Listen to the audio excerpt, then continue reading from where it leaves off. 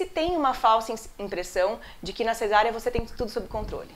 Tanto por parte do médico, quanto por parte da população, de que por ser uma cesárea, um procedimento eletivo, algo agendado, está tudo sob controle. Não está. O que a gente quer hoje, né, o que a gente procura hoje, e o parto humanizado procura, é justamente dar para a mulher essa possibilidade de escolha, né? Então não tem como fazer, você não vai entrar em trabalho de parto, não, você não vai dar certo seu parto.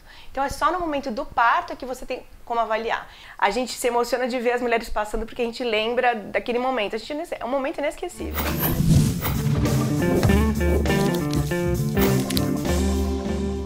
Cada vez mais a mulher ela tem os seus direitos nas suas escolhas. Preocupada com isso, a gente foi buscar uma pessoa que pudesse trazer esclarecimento de um assunto muito importante, que vai totalmente de encontro com a relação da vida. Eu gostaria de apresentar para vocês uma pessoa que vai trazer um assunto muito legal para a gente conhecer um pouco mais desse universo do parto humanizado. Ana Paula Portela, minha amiga. Delícia, né? Quanto muito. tempo, difícil, né? Foi difícil, você não mas é deu fácil, certo. mas deu certo. Amiga, muito obrigada, viu? Prazer Eu gosto de começar o nosso canal sempre agradecendo, porque é um privilégio estar com você e você poder trazer pra gente um assunto tão importante quanto a questão do parto humanizado. Mas antes disso, eu queria que você falasse um pouquinho da Ana, quem é a Ana, né? E como nasceu esse amor no seu coração, o porquê dessa paixão de fazer a medicina? Sou Ana Paula, tenho 36 anos, decidi pela medicina quando era pequena. Na verdade, não sei se teve um motivo, assim. Sempre me despertou interesse, sempre fui curiosa, sempre gostei de ajudar as pessoas. Mas dentro da medicina, quando eu entrei, eu gostava muito de oncologia, assim, porque é algo que você tem que estudar demais, tem sempre coisas novas, né? E eu acabei escolhendo obstetrícia por conta de mastologia, na verdade, né? Então eu queria fazer algo que fosse ligado à oncologia, então eu decidi fazer ginecologia e obstetrícia e depois mastologia. Tá. E assim, é muito legal quando você fala que lá na sua infância você saía com a sua mãe, você ia ao consultório médico com ela e o que te chamava a atenção era a questão da tratativa, né? É de você ver uma pessoa que empenhou tanto tempo dela, da vida dela, para cuidar da vida do outro. E aí eu acho que vai muito de encontro com o nosso assunto, toda essa questão do amor, toda essa questão do cuidado, da vida, né? Você tem 2 filhos. Sim. A Ana, ela é mulher, ela é mãe, ela é médica, obstetra, ginecologista, mastologista e ela é esposa, né? Então, eu acho que trazendo a mulher Ana Paula para dentro de todo esse contexto, de todas essas facetas dessas mulheres, né? Que acabam culminando numa única mulher. E eu quero que você fale um pouquinho, porque eu sei que o teu primeiro bebê você fez um parto cesárea, né? E aí, partindo desta história, nasceu a relação da Ana de amor, porque eu vejo em você a relação de amor com o parto humanizado. Conta um pouquinho pra gente dessa experiência. Eu tinha muita vontade de ter parto normal, e aí fui acompanhar num médico que tinha feito os partos da minha mãe, né? E minha mãe teve 2 partos normais. E realmente minha gestação foi uma gestação super tranquila. Eu já era médica, eu já era obstetra na época. Já tinha me formado em mastologia também. E aí quando chegou no finalzinho da gestação, ele falou pra mim: ai, Ana, o seu colo tá muito desfavorável, acho que você não vai entrar em trabalho de parto, acho que melhor a gente agendar uma cesárea pra você. E eu falei: não, tudo bem, assim, tava com meu marido também é médico, ele: amor, se ele acha melhor isso, vamos fazer. E a gente acabou decidindo. Foi uma decisão minha, eu aceitei a fazer, mas pra mim foi muito ruim. Foi um luto que eu vivi porque eu não queria aquela cesárea. E aí fui procurar o meu caminho no que eu acreditava. E aí quem fez mastologia comigo foi a Dolores, que ela já estava envolvida no parto humanizado. E ela falou assim: Ana, eu te acompanho. Eu falei: lógico, é isso que eu quero. Assim, eu já estava trabalhando em algumas coisas com ela. E dessa forma a gente conseguiu, a Dolores e a Bia, as duas estavam no meu parto. E as duas, nós somos sócias hoje. Existe uma coisa muito... Tem um aspecto comercial de talvez levar a paciente para esse contexto da cesariana, porque é uma coisa controlada para o médico? Eu acho, sim. Eu acredito que sim, porque cesárea você gasta muito menos tempo para fazer, você consegue agendar.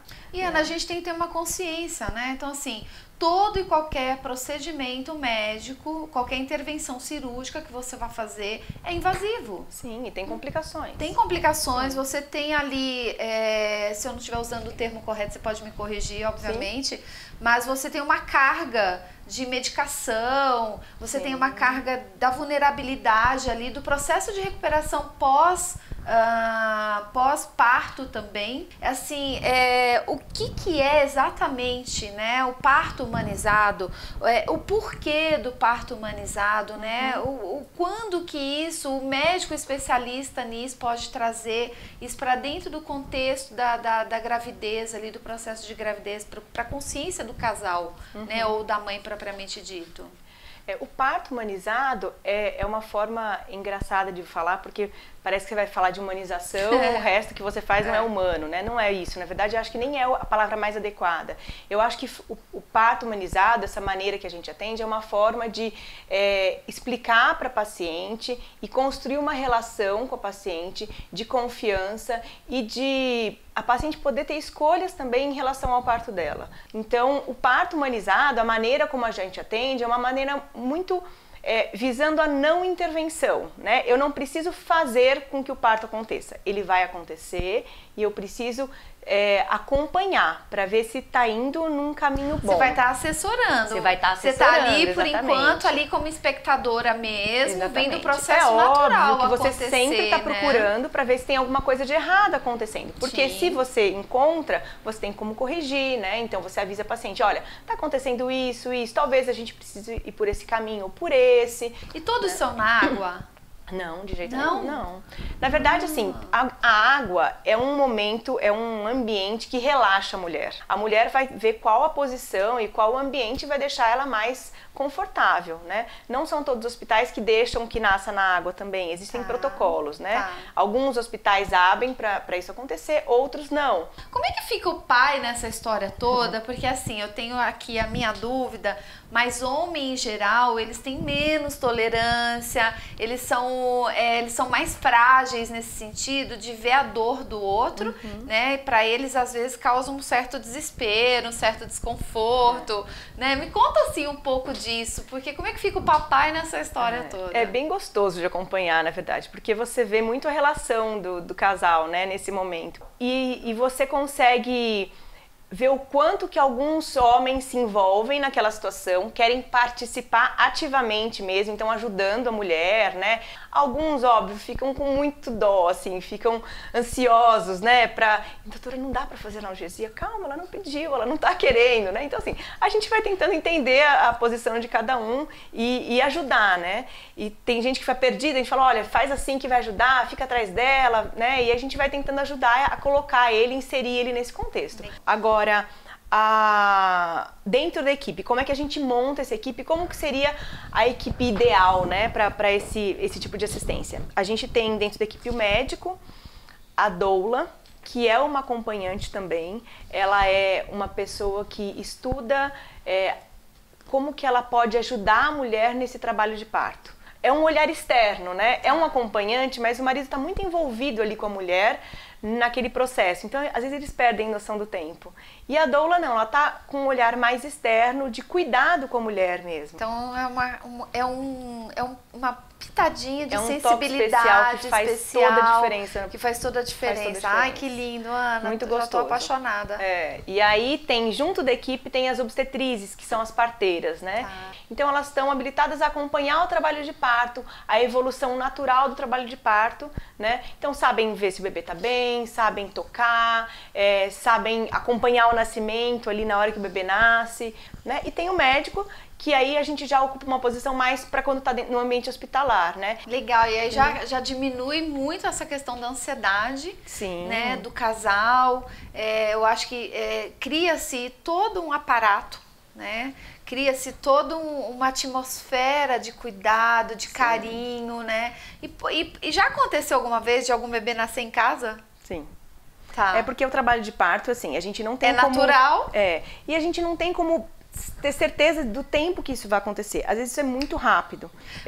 A gente não é contra o parto domiciliar, né? Mas ele tem que ter estrutura para isso, né? Não dá para a pessoa acabou de chegar lá com uma luva e um sonar para escutar o bebê e aí nasce um bebê lá, ela não tem nada para prestar assistência para a mulher. Não é esse o objetivo. A gente falou muito dos hospitais, né? Não são todos os hospitais que estão preparados para receber. Como é que funciona isso? No momento que a sua paciente chega no seu consultório, né? E ela começa o acompanhamento com você, em que momento você traz isso ao conhecimento da paciente? Porque eu creio que presumo que você dê isso como opção para ela, né? E como que se dá isso junto ao hospital? Explica um pouquinho pra gente. A gente explica para a paciente, ela vai checar no convênio quais são os hospitais que ela tem e se tem essa estrutura ou não, né? Tem alguns hospitais gerais que mesmo sem ter essa estrutura dá para a gente atender nesse modelo, tá? Mas não são todos. Tem hospital que, do ponto de vista para o parto normal, acaba sendo precário, assim. Então a mulher quando vem procurar, via de regra, ela já olhou no convênio dela e viu quais são as coberturas de hospital e tudo mais, a gente tenta fazer uma adequação. Legal. Um bate-bola rapidinho de mito e verdade. Tá. Eu não posso fazer o meu parto natural porque o meu marido é muito grande e o bebê é grande e eu não vou conseguir e não dá. Na verdade, a gente não tem como saber isso, né? Tem bebês pequenos que não nascem e grandes que nascem, né? O parto é um evento muito dinâmico, né? É físico e depende muito da posição que o bebê tá, a forma como ele vai rodar ali dentro da pelve da mulher, né? Então, não necessariamente o bebê grande é um bebê que não vai passar. Outro mito e verdade é a questão do bebê, né? Vai se enrolar no cordão umbilical, vai se sufocar e tal. Como é que funciona? Porque eu acho que é uma pergunta mais básica possível dos casais é essa, né? Esse cordão realmente passa ali estruturas muito importantes, artéria e veia, né? Só que ele é feito de um material gelatinoso muito denso, muito resistente. Se o bebê, na hora de descer ali o canal vaginal, esse cordão estiver apertando, não vou falar sufocar porque o bebê não respira pela garganta, né?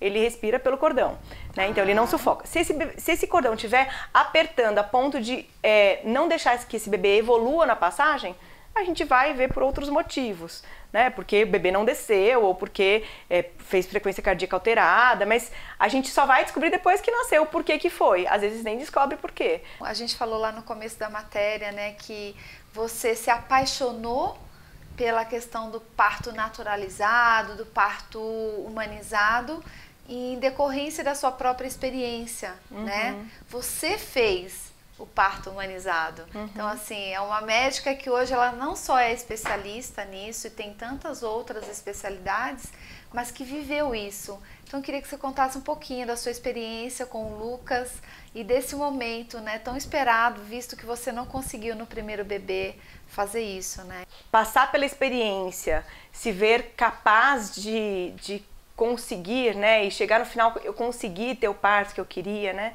é muito gostoso, não tenho o que explicar, assim. Eu falo que a sensação mais gostosa que tem do parto é depois de passar tudo, pegar aquele bebê quentinho, que acabou de nascer, sabe? Ele não vai pra mão de ninguém, ele vai pra sua mão, assim, sabe? Você sente ele, você vê ele saindo e traz ele pro seu colo, isso não tem o que pague, é muito gostoso. Te agradeço muito pelo carinho. E eu preparei não seria uma frase, mas a passagem de um livro muito importante, né, que eu leio bastante, eu gosto muito, e em todas as entrevistas do canal eu faço questão de trazer isso.